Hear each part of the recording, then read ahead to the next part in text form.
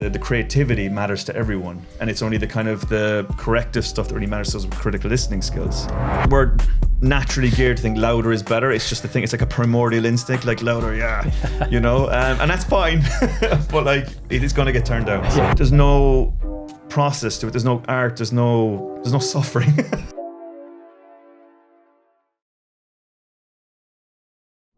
Amazing. David, thank you for joining us. I think, you know, we were talking briefly there about you living fairly locally. I won't give away where, just in case someone's listening and they might stalk you. But and we were talking about a hi-fi audio bar called Jumby. Maybe I've given away too much there. And I saw you light up a little bit, you know, around maybe like the technical nature of a high fidelity listening experience. And, you know, is that something that runs through you in terms of your interest in the technical aspects of music as well? Yeah, big time. I mean, yeah, because like it always goes back to, I did a master's in music tech in Limerick many years ago now, and learned about working in a studio and got exposed to what Genelec sound systems are like, which are just amazing Swedish sound systems. If you don't know them, they're studio monitors. And yeah, learning about, I guess, psychoacoustics and acoustics, from a science perspective, I guess. Yeah, so yeah, very passionate about good listening devices and whatnot. You know, actually, it's interesting we're talking about this now, because I was listening to a podcast this morning with a guy called Oliver Arnolds. And, the composer, isn't he? The composer, like neoclassical, sort of modern classical music. And there was a comment on there from the person interviewing Oliver, which said that he'd listened to his music for an hour a day for a week. He felt completely different at the end of that week. He felt more relaxed, more in tune, you know, and he was speaking really to the power of music and also high quality audio, because he was listening to it on a specific sound system. Yeah. Do you take that with you when you were doing your research around the importance of music and how that can impact you as a person? Yeah, I mean, like, I'll give you a perfect example. Like, I'm a big, huge Boards of Canada fan, and that album came out, I think it was 2 weeks ago now, and I was traveling in the US and I was in Ireland as well, so I didn't have my studio monitors to this, so I refused to listen to it till I got back to be in my surroundings so I could appreciate it for the full kind of high fidelity. So yeah, I do take that with me. And obviously with the work we do as RoEx, we have audio engineers who work with us, but like I feel like I have a good critical sense of listening to manage all that as well. So it is important, yeah, for sure. And do you think there's a human element to this? Do you think it is binary, as in, you know, something sounds good or it sounds bad? Or do you think it's deeper than that? You know, something can sound... And I'll tell you where I'm getting this question from. We built something which we called like an acoustic readiness model. It was like very sort of hacky. We hacked it together as an experiment to see if we could determine the objective quality of a song, I guess. Yeah. But what was interesting is when we would run like the Beatles tracks through it, it would throw up a red on a traffic light system. Yeah. Californication by the Red Hot Chili Peppers is clipping really badly, but it sounds amazing. Yeah. And so we quickly canned it and we're like, well, we're not experts, we're not going to do that. Yeah. You know, so do you think there's something more? Well, actually, it's interesting. So during my PhD a few years ago, I did some research where we had 20 people basically. 10 had critical listening skills and 10 didn't. And we found that only people with critical listening skills really paid it. Sorry to explain as well. We made them listen to really good mixes of the same song and really bad mixes of the same song. And to measure their emotional response, basically they would report how they felt about it. We looked at their facial expression, I think they're like their skin response, loads of stuff basically. And we found that basically only the difference between a good mix and a bad mix mattered to those with critical listening skills. So like that's the real kind of technical stuff, like the corrective mixing, the making sure it's loud enough, make sure there's no distortion, the panning, that kind of stuff. But like what was interesting about that was like it's the art, the creativity matters to everyone, and it's only the kind of the corrective stuff that really matters to those with critical listening skills. So for us, like as a company, what we've built, we kind of made us realize, well, if we can just take care of the kind of corrective technical stuff to make stuff just kind of sound baseline good, and allow the kind of person who's mixing it or the mix engineer essentially to focus on the creative stuff, which is what everyone responds to effectively, which is, you know, music effectively. Yeah. Can we go back a little bit to, you know, you talked there a couple of times about the research that you did, and then also, you know, your journey then through into actually working in music and AI, and having the success of selling something, being in part of a team that sold something to Apple Music, almost like the gold standard for an acquisition is like, Apple would be the perfect partner. So can you talk to me a little bit about that journey from, going deep into this sector, then being able to experiment with it in more of a commercial setting, and then actually having some success? Yeah, I guess like it all started for me, like obviously making music. I started making music when I was about 15, mainly kind of electronic stuff, techno, IDM, jungle, was in various bands, things like that. So I've always kind of been into electronic music, experimental stuff mainly. What's IDM? It's a terrible genre name. It's intelligent dance music, which sounds horrendous, but like that's just, unfortunately, that's what it's called. I think like Aphex Twin, Square Pusher, boards, that would be IDM. Got it. Terrible name, but that's just the way it is, unfortunately. But yeah, anyway, I studied a master's in music tech. Was very interested. That's what I learned about mixing. It's also kind of when I kind of thought about, can we automate mixing to a certain thing? But I think by the end of it, I was actually more interested in synthesis, because I was studying electroacoustic composition as well. But I was more interested in synthesis. So what I was doing as part of master was actually modeling sitar strings using physics and creating synthesizers out of it. So that was actually kind of my original path in music tech. But I moved to London. Actually, it was just after 2010, so like post 2008 financial crisis. Not many opportunities. I was like, move to London, and obviously very passionate about music. Like it's just gig town here, obviously. And then after I worked for like 2 years, not in music, but I always wanted to go back to it because it's what I'm passionate about, it's what I love. Found out about the PhD program at Queen Mary and learned about the research group there, which is one of the biggest, if not the biggest research group in the world. Wow. Music tech, I think. I don't know if it still is. It was anyway at one point. Wow. And I spent 4 years there doing R&D basically on intelligent audio production tools. Took a short break in the middle to go work for Native Instruments, doing R&D for them as well. I'm a big, huge fan of the company. For a long time, they make a lot of cool synthesizers and hardware, as you know. And yeah, I guess by the end of it, I had some kind of intellectual property around intelligent audio production mixing, / mixing, should I say. But I guess for me, because it was quite, like I'd worked 2 years doing kind of software stuff, but not related to music. I had no kind of startup experience, never shipped a product properly. So I ended up, I got in contact with a company called AI Music, which was the company you mentioned already. And I joined as the head of research for 4.5 years, where we were basically taking recordings, phrases, loops, whatever you want to call it, from musicians who'd made them, and then basically reassembling them into kind of songs where basically an example would be like, say, okay, give me a house track at 122 BPM, key of A minor, needs to be 45 seconds, and the drop needs to be 30 seconds. And we'd assemble that basically. It was like generative AI, but we weren't making it from nothing effectively. We had buckets of samples and phrases, and you were able to stick it together. And the idea was that it would be license free, and it was fantastic for advertising. And it was like fully adaptive as well. So that was a really exciting thing. And we were actually broadcasting it 24 hours a day as well on YouTube. So you could come along and listen to like a lo-fi house radio station, or like I think we had one for just normal house as well, like hip hop, whatever. But yeah, Apple got very excited about it, and they approached us for acquisition. And then basically that happened. And then I decided to start RoEx. And I think how was that when you first heard that Apple were interested? Was that something that you had an inkling was going to happen because they were interested in that sort of space, or was it out of the blue and it was a wow sort of moment? Because I was more on the R&D side of I was more R&D side of the, so I wasn't like fully involved in a lot of the kind of conversations that the CEO and whoever was having. I think we might have been talking to them for a few years, but like there was nothing like that. It did come out of the blue, effectively. Yeah.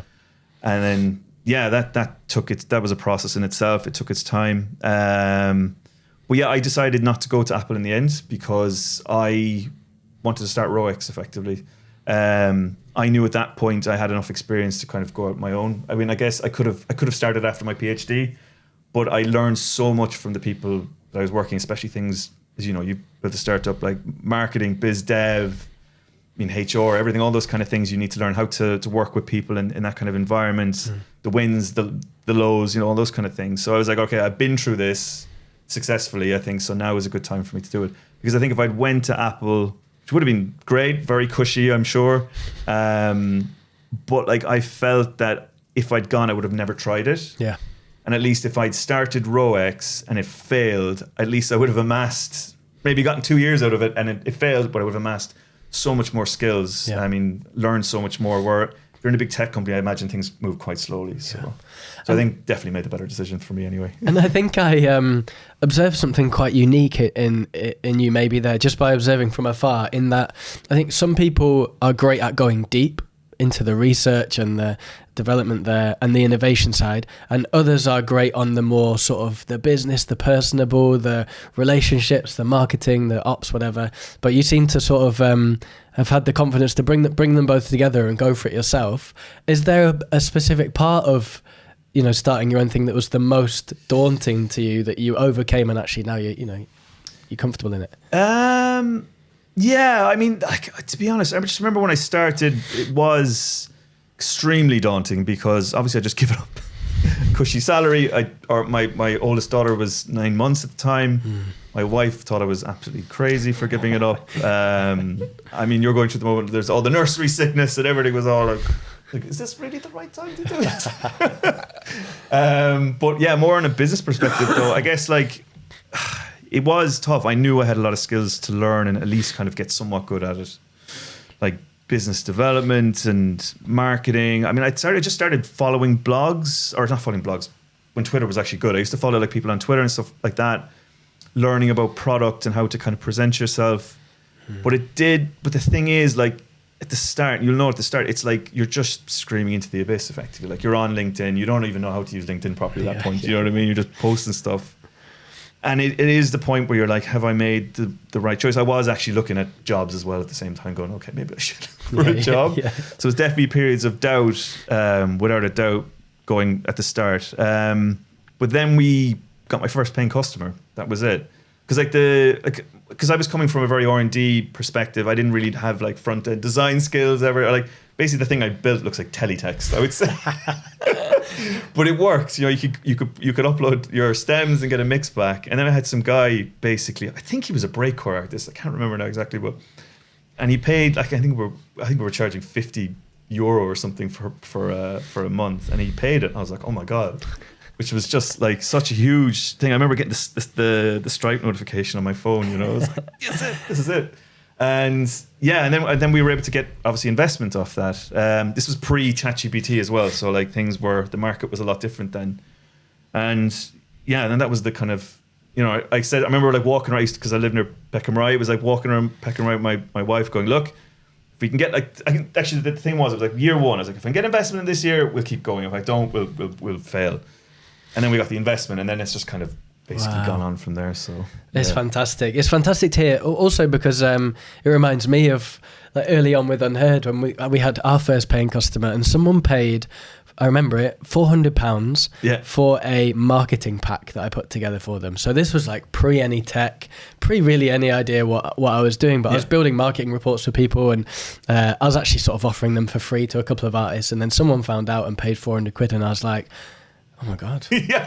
Like you said, the Stripe notification comes in. It's like someone's actually paid me to do something. I've got a business. Yeah, I might have a business here. And I think some of the team think I'm a bit weird, but I still get all the text notifications of a Stripe. Oh, I tried to turn them off. I was like, actually that was one of my barometers. Was like, if it gets to the point where I need to turn these off, we're doing well.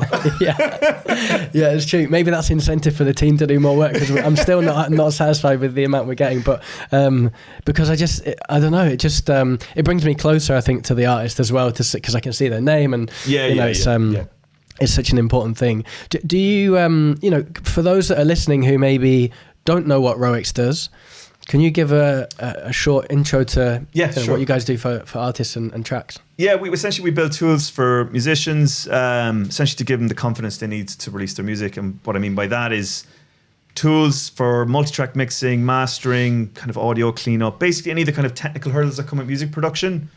We have a platform software that you basically come to finish your track. Basically, you've done all the creative stuff. and you just wanted to get it sounding good for Spotify, we have a platform that will look after that, all of that for you effectively. Brilliant.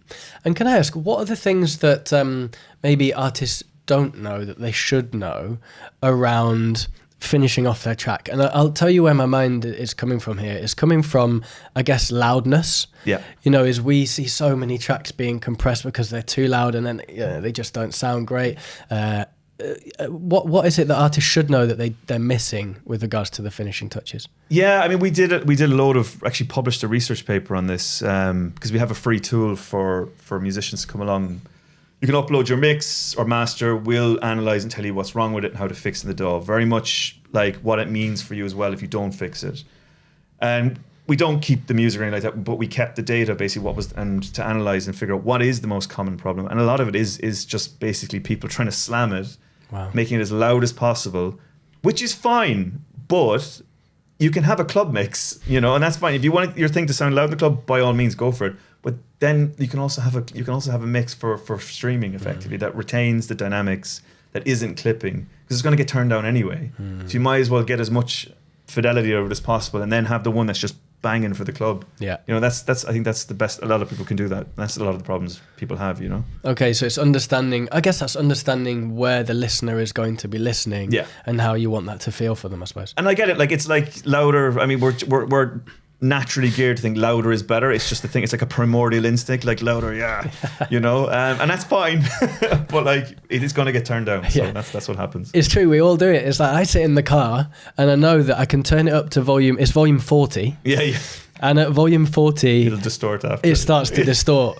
So I'm like 39 and 40, but I don't know why I do it. Sometimes I sit there, I'm thinking, why am I listening to it like this? Like, just get it down to a reasonable volume. And then you'll probably still turn up a little bit with the chorus because you're like, yeah. And it's also the same with DJ. Like I DJ'd for a while, and you would always be on the red line. Yeah. And then as the night got louder, you start to creep, and then the owner would always come and turn it down a little bit. But I don't know what that is. Do you think that's like does it give you, is louder better? Like, is louder better? Yeah, I mean, there's loads of studies on it. Like even when we were doing, like during the PhD, like it's a thing you have to do, especially with mix quality. Everything has to be the same perceived loudness. Otherwise, you're biasing the results, because louder is better. People just naturally think it sounds better. Interesting. Yeah. Okay. So that's actually one of the things we do in our software is because some companies won't do this, but we loudness normally, so you can hear the difference at the same volume, so you can hear if we've improved it or whatever. Brilliant. Some people just make it louder and they're like, oh, of course it's better. So essentially, as an artist, then I finish my track, I'm happy with it, I export it, I send it over to you guys via the platform, I upload it to the platform, and what I get back is a finished product that I can then upload to my distributor. Yeah, exactly. Yeah. Brilliant. And AI... Actually, one thing we actually do as well is, if you want to take it back into DAW, you can export as an Ableton Live project file. Very or cool. Bitwig or Fender Studio One. So that means you can actually take it back. We will have loaded up with your unprocessed audio, and then you can, all the EQs, compress, everything is set, so you're like able to tweak stuff in the DAW, which is, if you really like that stuff, go for it. That's really cool. AI is a topic that actually is somewhat, I guess, near the heart of your business. You leverage AI to help you make better decisions and to improve the quality of the audio. But there is a dark cloud around AI, which I think, because people are becoming more educated, I think is lifting in some spaces. Yeah. But how do you use AI, in a way which is productive and, I guess, assistive or beneficial to the artist, to give those listening, the confidence that, there's a real positive use case here for me to be engaging in an AI platform? Yeah, I mean, we like from what we sell in our platform, like we only do corrective mixing. We don't do anything creative. Okay. I mean, the whole idea is that like this is music, it's a creative journey. We do the stuff that like rolling off like the EQs, making sure everything's kind of balanced, that you have essentially a good baseline. We would expect you to do all the creative stuff yourself, which is the fun stuff and is the stuff you should be concentrating because it makes it who you are effectively. And I think that served us well. I mean, initially we did, like when we first started the platform, we did just give it a case of like, oh, here's the mix. Do you like it or not? But like mixing is very subjective anyway. It wasn't the right approach. We quickly found that out. Like giving people the control they need, like whether it's like just adjusting the volumes or like going right into like the actual DAW, we kind of touch on all points effectively. So, and leave it to the user. which is I think what people are very happy with, because like a lot of it is just legwork they don't want to be doing anyway, and it's a blocker, especially if you don't have the means. You know, like you could go on to Fiverr and you could hire someone to mix a song for you. It's $150. You might have an EP. It's 5 tracks. That's a lot of money. Yeah, you know what I mean. And if you're very talented but just don't have the means, it's a huge blocker for you. And it's so interesting because last summer I was listening to some of the music from our community, and some of it was fantastic. Mm-hmm. And I then went to look at their metrics on Spotify, and they had 100 listeners. So I reached out to these artists and I was like, your music's great, but you've got no listeners. And I could check, they had not spent anything on our platform to sort of promote themselves, or done any of the actions that were free. They had done some of the actions that were free, but they just not spent any money. So I said, you know, are you not thinking about promoting? And they said, we've spent all our money on an engineer. Oh, wow. We've got nothing left. And that was, you know, sometimes that was $100, sometimes that was $500, but you know, a lot of these artists were sort of living like day to day almost. So we then launched a new business venture, which was around sort of putting small marketing advances into artists, and they can spend that through our platform, and you know, just sort of helping them there. But the feedback was consistent. It was around spending money on producers, engineers, so they had literally nothing left. So, you know, this is definitely serving solving for a big problem that we've seen. How do engineers view you? Because it are you replacing the requirement for a mixing engineer, for example? No, I don't think so. And we work with a multi-Grammy winning, multi-platinum engineer, and he loves what we do. Because he works with, this guy's bloody works with Snoop Dogg. Oh wow. He's working with Wu-Tang at the moment. And the way he sees it is it's great. It can get me the bass line that I need. And then the rest of it is me talking to the artist and understanding what it is they mean from an artistic perspective and how they want to convey it. We're not doing arrangement. We're just basically doing the kind of basic stuff to get it to a corrective, a good bass line. So it doesn't really detract from that. And I think these engineers on that level, they've got such good taste in music and know how things kind of sound. They're the ones that have these special effects chains that they use, and we're not taking away from that. I mean, that will always be there. Yeah. And that's something they even sell themselves. You know, that's a thing. So I don't think I think it probably detracts from the people on Fiverr who are charging $150 and they're only whacking it through Ozone or something. You know what I mean? As a quick buck. But for a true professional, I don't think. I mean, we're working on DAW integrations, and for that, it's they'll be able to flick a button, basically. It will just do all the baseline stuff for them. Yeah. You know, and then they're able to slap on all the stuff that gives them okay, that was mixed by so-and-so or whatever. So it doesn't detract from them at all, I don't think. And can I ask you a question that feels like a little bit selfish, because I just wanted to know, is what are the tracks that you've listened to where you go, wow, this was finished really well? You know, are there any tracks that stand out to you which just sound fantastic? My go-to track for testing any sound system is James Holden Lump. You know it? I don't know it. It's how would you describe it? It's kind of it's obviously it's an electronic track, but it has such a glitchy kind of, I don't know how you describe it. It has such amazing bass line. It's just very pure and has pure sine tones in it, whatever. It's just, you can see the speakers kind of move and as you do it. So that's kind of my go-to for.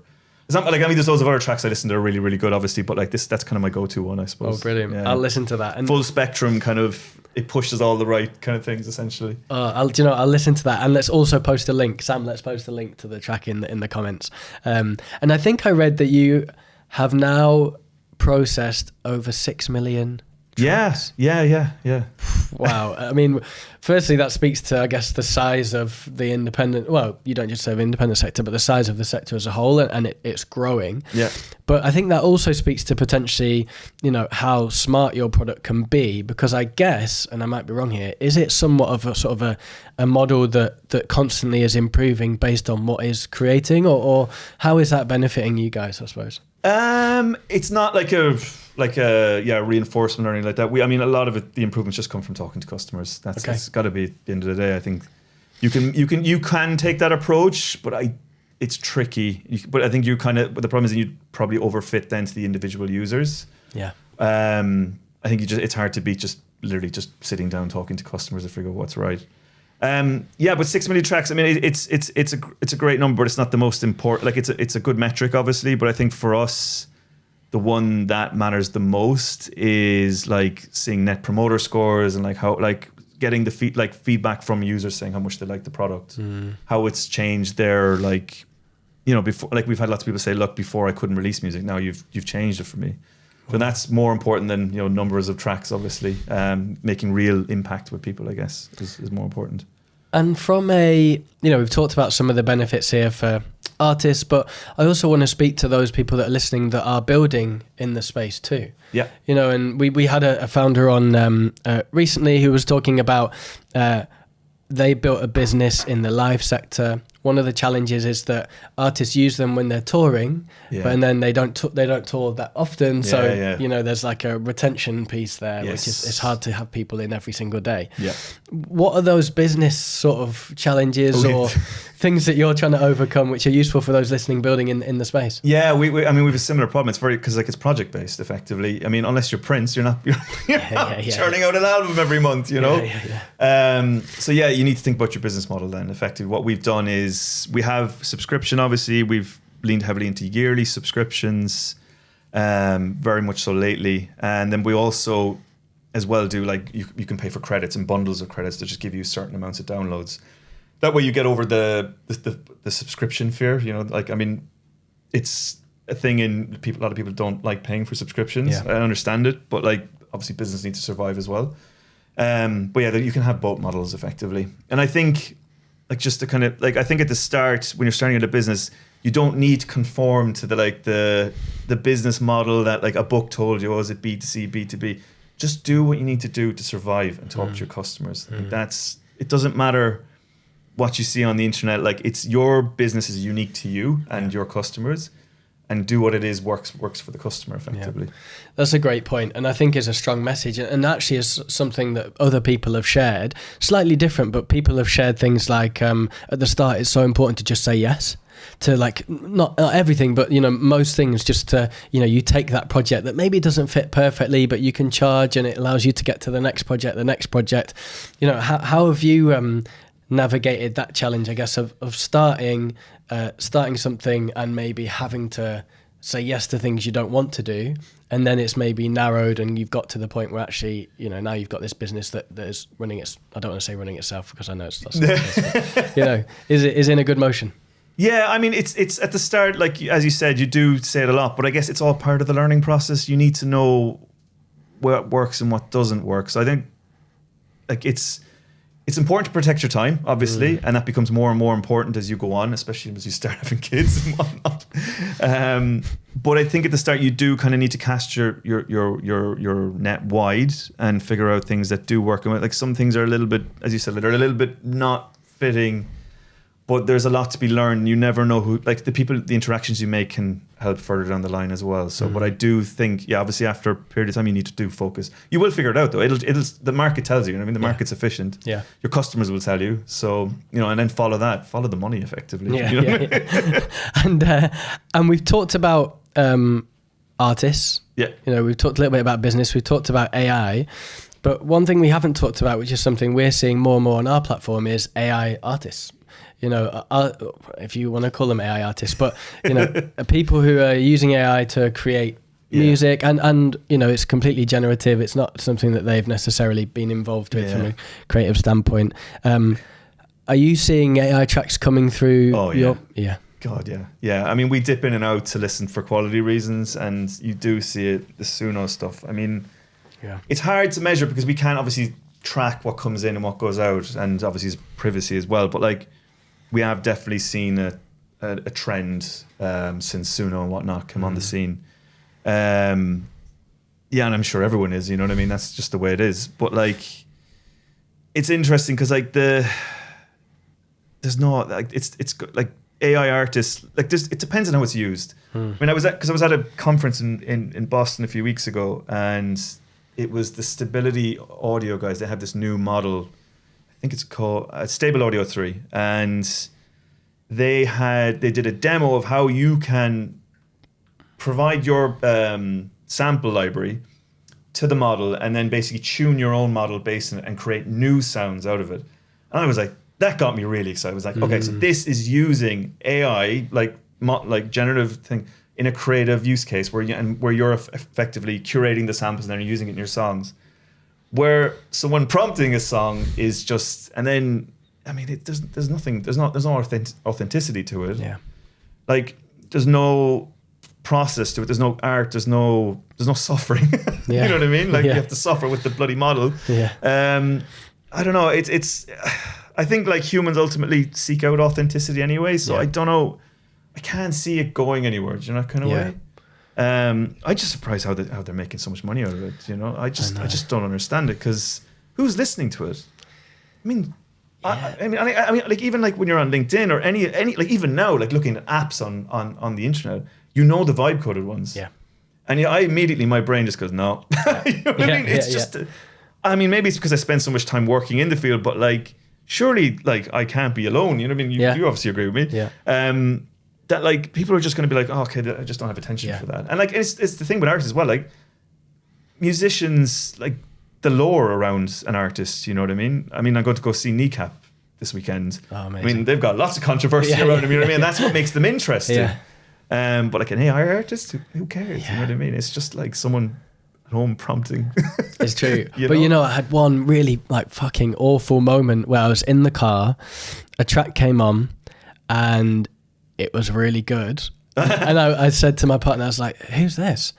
And she was like, it's whatever, and read the bio, and it was an AI artist. Oh no! And the lyrics were great, like the voice was great. Like, again, I didn't listen to the audio intently; it was on in the background. It was just like a playlist or whatever. Yeah, it sounded good, and that was a moment where I was like, oh no. Yeah. They got me. Yeah, they got me. That's not what I wanted to experience. And I suppose for me as well is I feel as if the Suno, the Udios of the world, where you can create music as a hobby, you know, we could sit here and create a track and whatever, is fine if you want to make it more of like a gaming hobbyist experience. But for me, it should live on a different platform or be at least presented in a different way. And I know now music is being tagged as AI, which I think is a great thing. But they feel like two sort of very separate worlds that are somehow converged at the moment. A lot of artists now, I think, are using it as inspiration, though, which I think is... If the model has been ethically trained, it's fine. Obviously, someone like 11 Labs would be a great example. Yeah. I mean, that's fine. I mean, that's just like sampling. You know what I mean? It's effectively, well, kind of like sampling. You know, you listen to a record and you're like, oh, hey, Menbreak, great, I'll take that. Yeah. There you go, jungle. Yeah. But like, it's a similar kind of thing. And I know like through Rich, who we work with, he's the guy who works with Wu-Tang. He was saying a lot of the artists he's working with now are doing this as well. Really? They'll take bits, but they won't. But it'll still retain them. They're still creating the music, but they're like, okay, that's a good baseline. I'll try and do that. So I mean, there's a world that exists. I mean, and it's similar to what I was explaining just a while ago with the demo I saw in Boston. Yeah. And that's trained on licensed music, but like, obviously, you can use that within your own work. You know what I mean?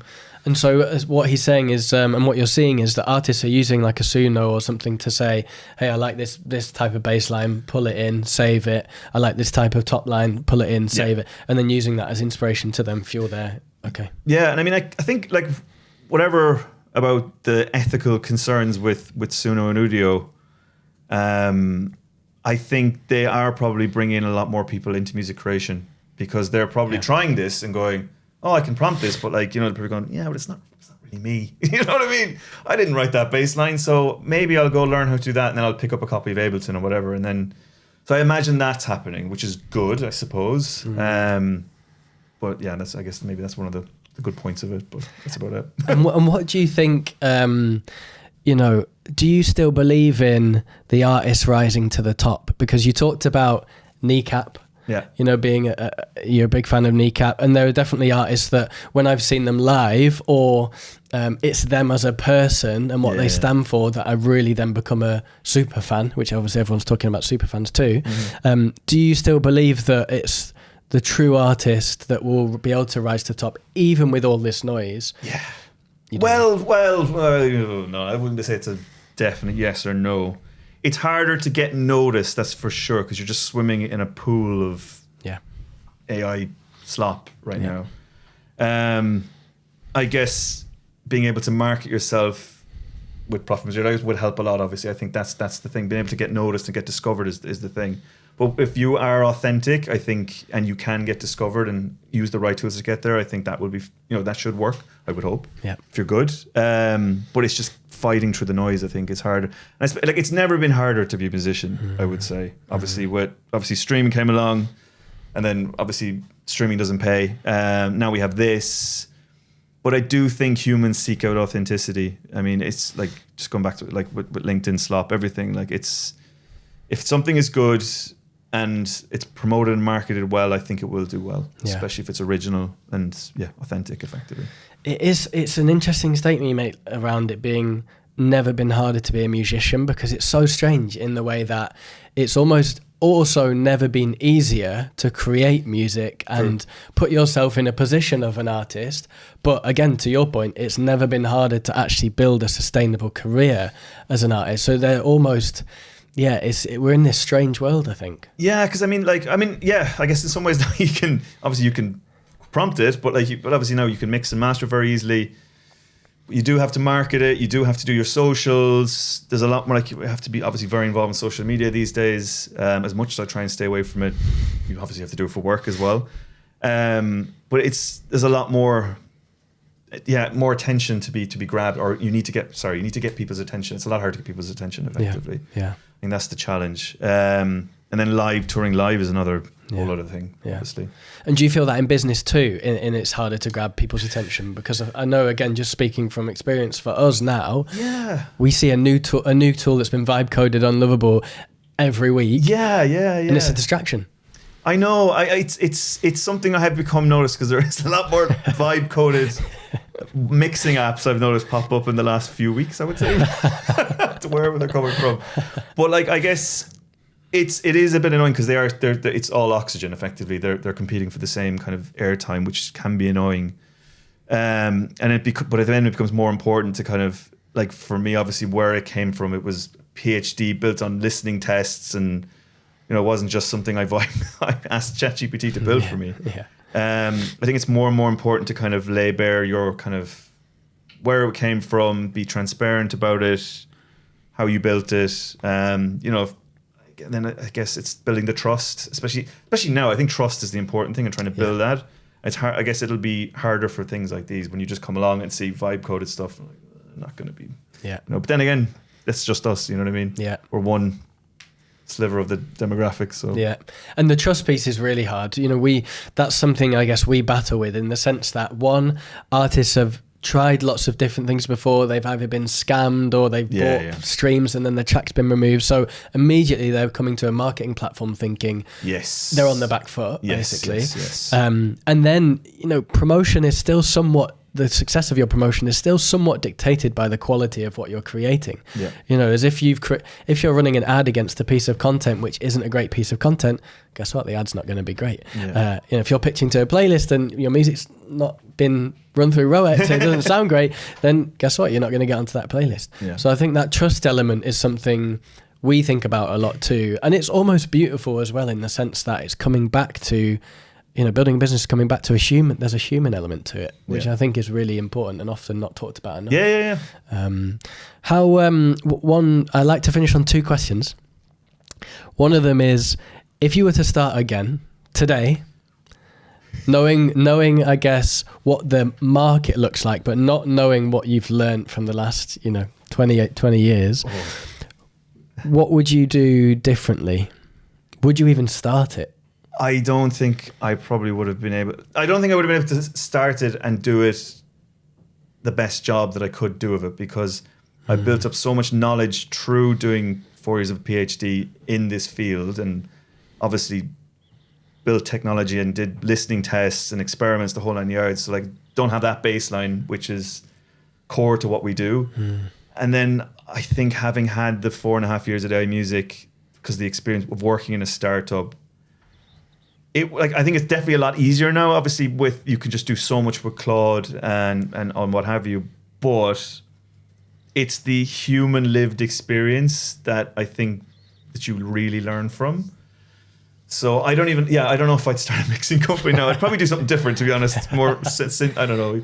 Although that's probably not an easy one to do either. Something else in music, but I don't know. I think the years of what I've done before, I think really has set the bedrock for what we do today. So I don't think it would be easy to do it again from scratch. No. I think we should speak to that in that, I see lots of people coming out of university, vibe coding something or trying to start something where maybe they don't necessarily have the experience, and that they're trying to rush into starting a business because they think it's fashionable, or Stephen Bartlett's told them to do something about being an entrepreneur.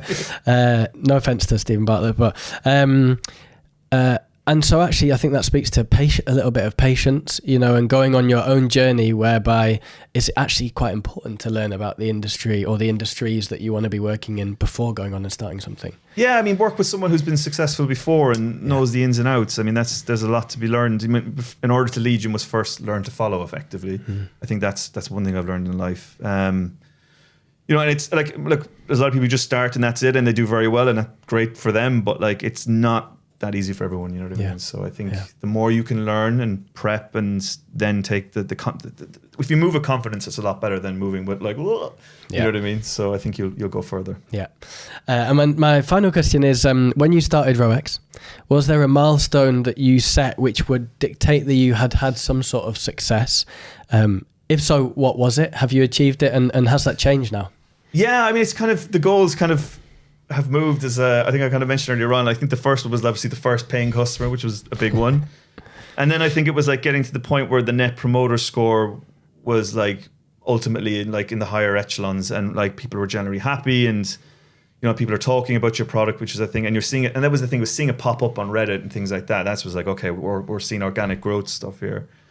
And then the next one for that was actually to be able to turn off the Stripe notifications, which is obviously a really good one. And then for us, obviously, then kind of mentally, for me, we've just hit break even, which is awesome, because that's putting us in the position now where like when we go to raise again, we're in control basically. Yeah.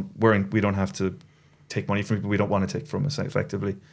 I think that's been the big one for me, and I think now basically we can do what we want in some ways. I can spend more time doing R&D, which is where I come from, and building more cool tech and more products, and not having to like basically be worried about making someone else happy. Essentially, I think that's for me, because like I couldn't imagine myself doing anything other different than this. So the longer I get to do this, the better. Yeah. Right. Because it's what I love. It's what I've always done. So yeah, being able to do this comfortably is what I want effectively. So. I love that. And congrats on break even. Thank you. That is. That's a big challenge for any startup, in particular music tech, I think. Yeah. So congratulations, that's fantastic. How do you? Sorry, one question that popped in there is, how do you deal with bad reviews? Because you talked about NPS score being important, and I know for me, I when I see a bad review, it really hurts still. So how do you deal with that? We were doing some beta testing recently with some company, and some of the reviews or the feedback we got was quite brutal. And I was warned, like, it's bad. I was like, I don't care. I was like, you got to remember. I was like, you got to remember try and figure out who the person is and what they were trying to achieve and where they're coming from. I think in this case, they were all mix engineers trying to use something that's not for them. Okay. And I was like, well, I don't really care what they think. Yeah. It's not for them. Yeah. I think I try and, sometimes it does hurt that you don't have the context. You just got to just get on with it, obviously. But I try and learn from it as much as possible, and just try and position where they're coming from and try and turn it into a positive. I mean, a lot of the time there is stuff to be learned, but a lot of cases you could just go, it's just someone who's just very disgruntled about life. Yeah. You know what I mean? And just wants to... I mean, some of the stuff we've had sent through, like there's just like expletives, just for. We're just like, maybe we'll just get them printed on T-shirts. Yeah, We talked about doing something funny, similar. I'm like, wow. We talked about that, doing like a social media post or something, just showing the worst ones, but we decided against it. But thank you so much. I think I've certainly learned a lot in a short space of time here, and I think people listening will have. I think from an artist perspective, there's an obvious place to go if you want to not only improve the end result of your art that you've created so much time creating, but also, save a little bit of money. And also for engineers, this is a great tool for engineers, which is something that I came into this conversation expecting to, maybe there's a bit of a friction point there, but actually what I've learned is, no, this works really well in their sort of tech stack as well. Yeah, we've got stuff coming for mix engineers. So Okay, great. Well, thank you so much. My pleasure. Thanks for having me. And hopefully see you again soon. Cool. Awesome.